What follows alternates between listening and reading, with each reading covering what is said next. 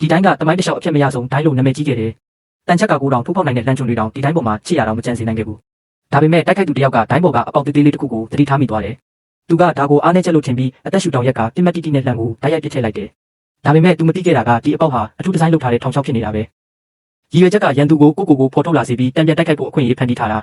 လမ်းပစ်တိုက်ခိုက်မှုမအောင်မြင်သွားတာနဲ့စစ်ကောင်းဆောင်ကချက်ချင်းအကြံတစ်ခုထုတ်လိုက်တယ်သူကမြင်းစီစစ်သားနှစ်ယောက်ကိုတန်ကြိုးတစ်ချောင်းဆွဲခိုင်းပြီးအရှိန်နဲ့တိုက်ခိုက်ခိုင်းလိုက်တယ်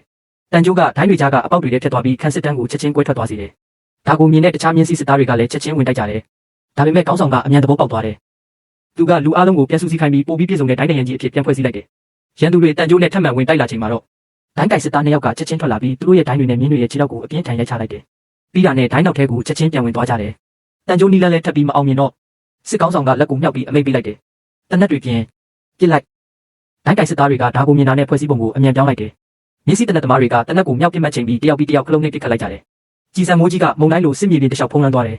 ဒါပေမဲ့အံ့ဩစရာကောင်းတာကကြည်စံအားလုံးကိုဒိုင်းတွေကအကုန်ကာကွယ်ပေးနိုင်ခဲ့တယ်တနက်သမားတွေကတော့မယုံနိုင်တော့အောင်ကြောင်ပြီးရက်နေကြတယ်အမှန်တော့ဒီတိုင်းဟာတာမန်လက်နက်မဟုတ်ခဲ့ဘူးအပြင်ဘက်ကိုကွင်းညွန့်နိုင်တဲ့တတုချီမြင်တွေနဲ့ပြုလုပ်ထားပြီးအတွင်းဘက်မှာတော့ခိုင်မာတဲ့အလွိုင်းတံမဏိပြားတွေထည့်သွင်းထားတယ်ဒီထူးခြားတဲ့ဖွဲ့စည်းပုံကြောင့်တိုက်ခိုက်မှုရဲ့အားကိုစိုးယူနိုင်တယ်လို့ပြန်လည်ပြစ်နိုင်ခဲ့တာကြောင့်ချက်စီဖို့မဖြစ်နိုင်တော့အောင်ခိုင်မာနေခဲ့တာပဲမိနစ်အနည်းငယ်အတွင်းမြင်းစီစစ်သားတွေကြီးကုန်သွားကြတယ်သူတို့အလုံးတကြီးပြန်ဖြစ်နေချိန်မှာပဲ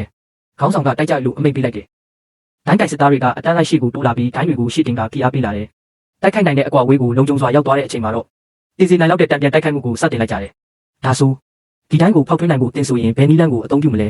ခါမှန်မှာရေးခဲ့ပါ